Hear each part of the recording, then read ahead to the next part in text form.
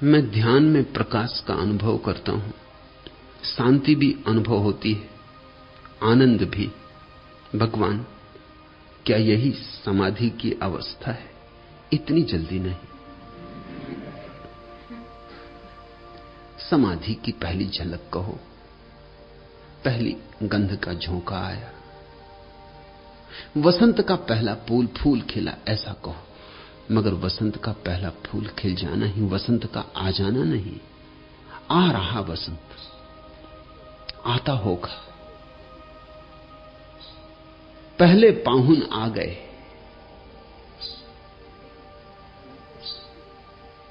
लेकिन इसको ही सब मत मान लेना, अन्यथा अटक जाओगे, रुक जाओगे। अभी बहुत होने को है। और अंतिम बात तो तब समझना हो गई जब कोई अनुभव शेष ना रहे, प्रकाश का अनुभव भी शेष ना रहे, शांति का अनुभव भी शेष ना रहे, आनंद का अनुभव भी शेष ना रहे। तुम चौंकोगे थोड़ा। अभी तुमने दुख जाना है, इससे विपरीत सुख का अनुभव है। चित्त में थोड़ी सी ध्यान की अवस्था गहरी होगी तो दुख की जगह सुख आएगा। फिर दुख सुख दोनों चले जाएंगे, द्वंद्व गया। फिर आनंद की पुलक आएगी। लेकिन आनंद की पुलक भी इसलिए आनंद मालूम हो रही है कि इसे पहले जाना नहीं था, नई है इसलिए मालूम हो रही। जब तुम इसमें परिपक्व हो जाओगे तो आनंद का भी पता नहीं चलेगा। ऐसा समझो कि तुम बीमार थे, फिर तुम स्वस्थ होते हो, तो बीमारी के बाद जब तुम स्वस्थ होते हो तो कुछ दिन तक स्वास्थ्य का पता चलता है, बीमारी के कारण पता चलता है। बीमार रहे, विपरीत को जाना, फिर स्वस्थ हुए तो स्वस्थ का ठीक ठीक बोध होता है। जैसे किसी ने काले तख्ते पर सफेद खड़िया से लकीर खींच दी, ऐसी बीमारी की पृष्ठभूमि में स्वास्थ्य का अनुभव हुआ। फिर तुम स्वस्थ ही रहे, धीरे धीरे बीमारी भूल गई, स्वास्थ्य भी भूल जाएगा। स्वास्थ्य की परिभाषा यही है कि जिसका पता ना चले। पता तो बीमारी का चलता है। सिर दर्द होता है तो पता चलता है, सिर में दर्द ना हो तो पता चलता है। तुम कहते फिरते हो लोगों से कि भाई सुनो, आज सिर में दर्द नहीं, आज पता चल रहा है कि सिर में दर्द नहीं। सिर में दर्द नहीं, इसका कभी पता चलता है? दर्द होता है तो पता चलता है। वेदना का ही ज्ञान होता है, इसलिए तो उसको वेदना कहते हैं। वेदना का दो अर्थ होते हैं, पीड़ा और ज्ञान। उसी से बना है वेदना शब्द, जिससे विद जानना। पीड़ा का ही ज्ञान होता है। पैर में कांटा चुभता है तो पता चलता है, कांटा नहीं चुभता तो ना पैर का पता चलता है। और यह तो पता कैसे चलेगा कि कांटा नहीं चुभा है? अभाव का तो कोई पता नहीं होता। तो पहले दुख जाएगा, सुख की प्रतीति होगी, फिर सुख दुख दोनों का द्वंद्व गया, आनंद की झलक आएगी। जन्मों जन्मों से नहीं जाना, खूब गहन होकर पता चलेगा, एकदम घनघोर वर्षा हो जाएगी। लेकिन फिर उसी में पक जाओगे, फिर वही स्वभाव हो जाए, फिर उसका भी पता ना चलेगा। जब आनंद का भी पता ना चले तब जानना कि आ गए घर। अंधेरे में रहे हो तो जब प्रकाश पहली दफे मालूम होगा तो पता चलेगा। फिर जब प्रकाश में ही रहते रहते प्रकाश के साथ आत्मसात हो जाओगे, एक हो जाओगे, फिर किसको पता चलेगा प्रकाश का? फिर प्रकाश का भी कोई पता नहीं चलेगा। अंतिम अनुभव में सब अनुभव लीन हो जाते, कोई अनुभव नहीं होता, सिर्फ एक बोध मात्र होता है। बोध का दिया भर जलता होता है, पर जो हो रहा है अच्छा है, शुभ है। ध्यान में प्रकाश दिखाई पड़े, अच्छे लक्षण है, शुभ लक्षण है।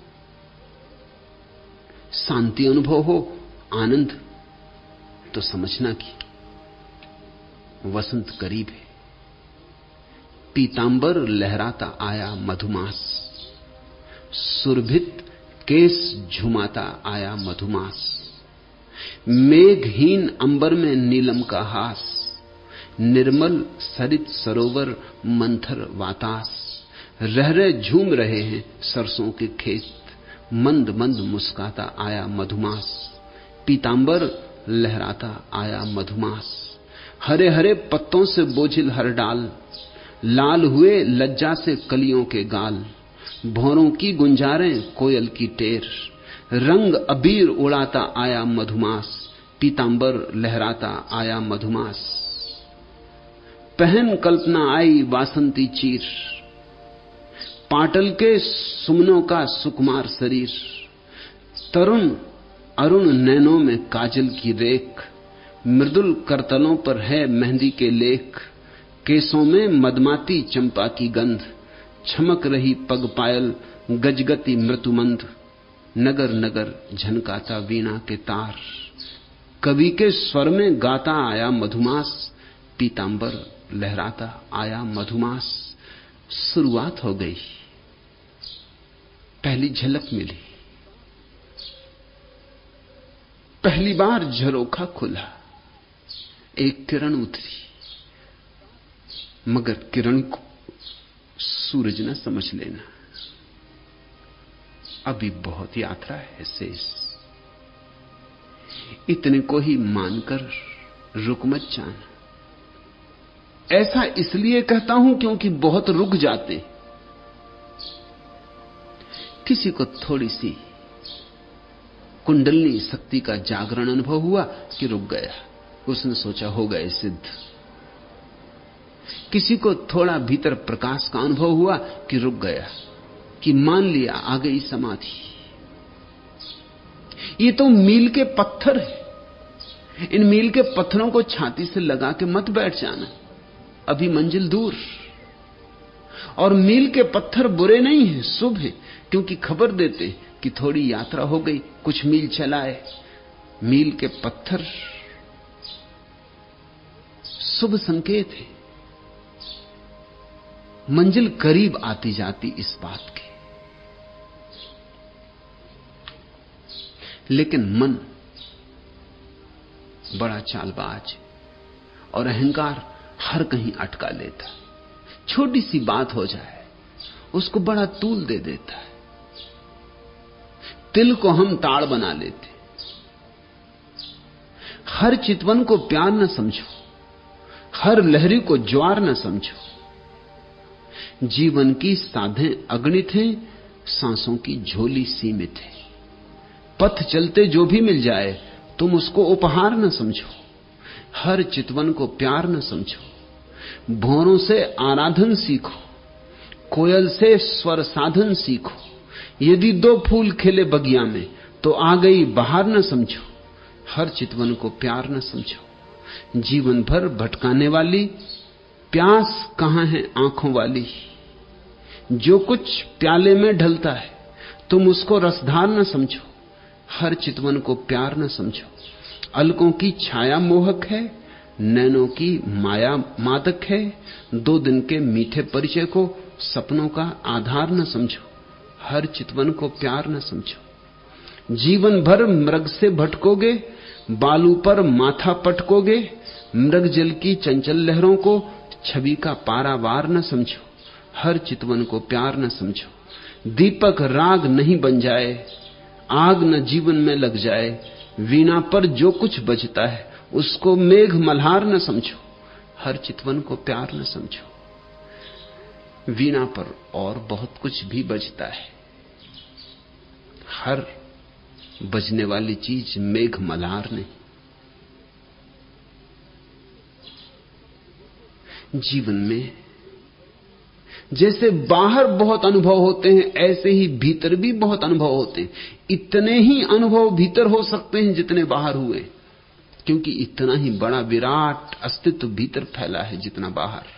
जितना बड़ा आकाश भीतर है उतना ही बड़ा आकाश भीतर है। बहुत अनुभव होंगे और बड़े मादक अनुभव होंगे और ऐसे चित्ताकर्षक अनुभव होंगे कि लगेगा अब और इससे ज्यादा क्या हो सकता है। जब पहली दफे प्रकाश झरझर हो उठता तो प्राण ऐसे तृप्त हो जाते हैं कि ये मानने का सवाल ही नहीं उठता कि इसके आगे भी कुछ और हो सकता है। जन्मों जन्मों से अंधेरे से ही आंखें भरी रहीं।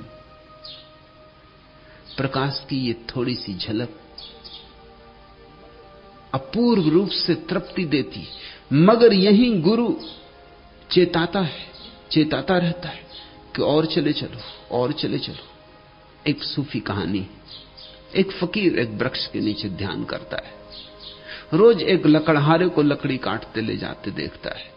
एक दिन उससे कहा कि सुन भाई, दिन भर लकड़ी काटता है, 2 जून रोटी भी नहीं जुट पाती,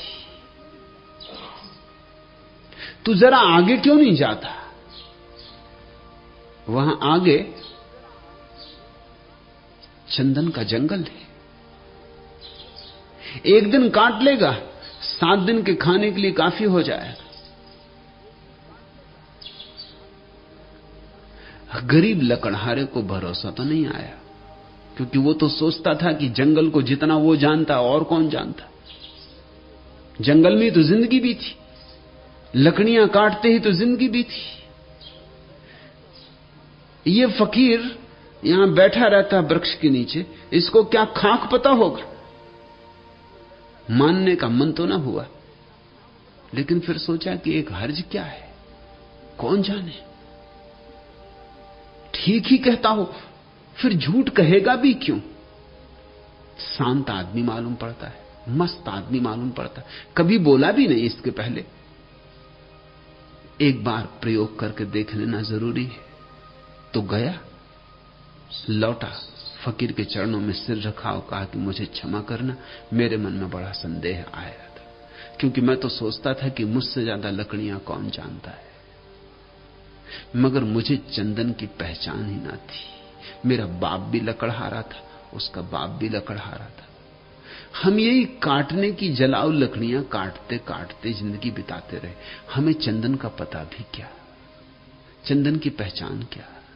हमें तो चंदन मिल भी जाता तो भी हम काट के बेच आते उसे बाजार में ऐसे ही।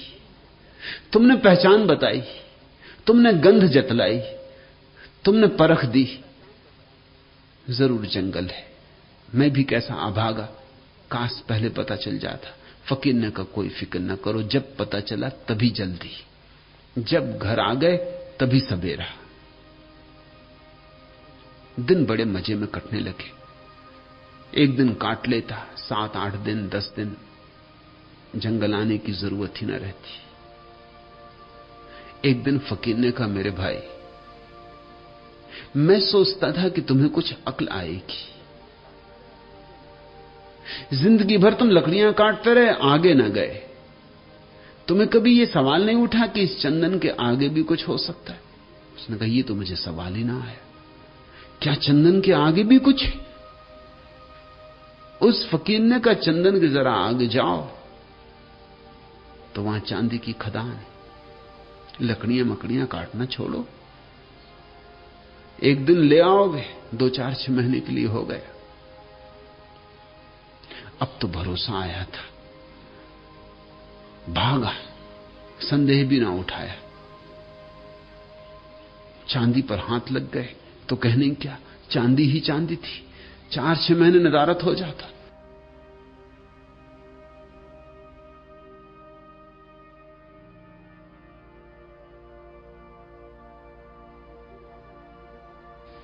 एक दिन आ जाता, फिर नदारत हो जाता। लेकिन आदमी का मन ऐसा मूढ़ है कि फिर भी उसे ख्याल ना आया कि और आगे कुछ हो सकता। फकीर ने एक दिन कहा कि तुम कभी जागोगे कि नहीं, कि मुझी को तुम्हें जगाना पड़ेगा। आगे सोने की खदान है मूर्ख, जरा और आगे देख लूं। अब 6 महीने मस्त पड़ा रहता, घर में कुछ काम भी नहीं है, फुर्सत है, जरा जंगल में आगे जाके देखूं, ये ख्याल में नहीं आता। उसने कहा कि मैं भी मंदभागी, मुझे ये ख्याल ही ना आया। मैं तो समझा चांदी बस आखिरी बात हो गई, अब और क्या होगा। गरीब ने सोना तो कभी देखा ना था, सुना था। फकीर ने कहा थोड़ा और आगे सोने की खदान। और ऐसे कहानी चलती। फिर और आगे हीरों की खदान है, और ऐसी कहानी चलती। और एक दिन फकीर ने कहा कि ना समझ, अब तो हीरों पे ही रुक गए। अब तो उस लकड़हारे को भी बड़ी अकड़ आ गई थी, बड़ा धनी भी हो गया था, महल खड़े कर लिए थे। उसने कहा अब छोड़ो, अब तुम मुझे परेशान न करो, अब हीरों के आगे क्या हो सकता है। उस फकीर ने कहा हीरों के आगे मैं हूं। तुझे यह कभी ख्याल नहीं आया कि यह आदमी मस्त यहां बैठा है,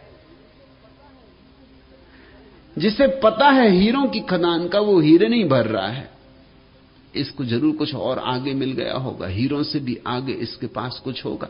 तुझे कभी ये सवाल नहीं उठा? रोने लगा वो आदमी, सिर पटक दिया चरणों पर, कहा कि मैं कैसा मूढ़, मुझे ये सवाल ही नहीं आता। तुम जब बताते हो तब मुझे याद आता है। ये तो मेरे जन्मों जन्मों में नहीं आ सकता था ख्याल कि तुम्हारे पास हीरों से भी बड़ा कोई धन है। फकीर ने कहा उसी धन का नाम ध्यान है। अब खूब तेरे पास धन है, अब धन की कोई जरूरत नहीं। अब जरा अपने भीतर की खदान खोद जो सबसे आगे है। यही मैं तुमसे कहता हूं, और आगे और आगे चलते ही जाना है। उस समय तक मत रुकना जब तक कि सारे अनुभव शांत ना हो जाए। परमात्मा का अनुभव भी जब तक होता रहे, समझना द्वि मौजूद है, द्वैत मौजूद है, देखने वाला और दृश्य मौजूद है। जब वह अनुभव भी चला जाता है तब निर्विकल्प समाधि, तब सिर्फ दृश्य नहीं बचा, न दृष्टा बचा, कोई भी नहीं बचा। एक सन्नाटा है, एक शून्य है, और उस शून्य में जलता है बोध का दिया। बस बोध मात्र, चिन्ह मात्र, वही परम दशा है, वह समाधि है।